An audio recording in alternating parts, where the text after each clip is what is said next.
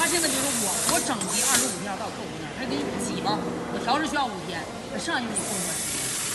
所以一般的比如我这个你到我这边来，它也叫狂人机，但是它至于说我是给哪个购物方面，这个客户做的是什么东西，这个我不知道。但是我感觉这个应该像个大包裹，应该邮政啊，什么中铁呀，就是不是要装好的，装两边是可以统一的，这装袋还不是我们国内的。不，机是这个才是不行。对，这是他的最终的客户，他最终的客户。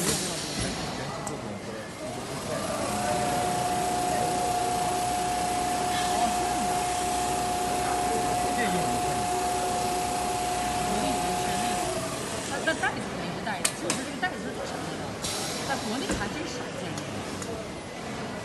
所以这款也是一款国产机，就是咱们都是定制的，这么多年咱们一直都以走的这个路线。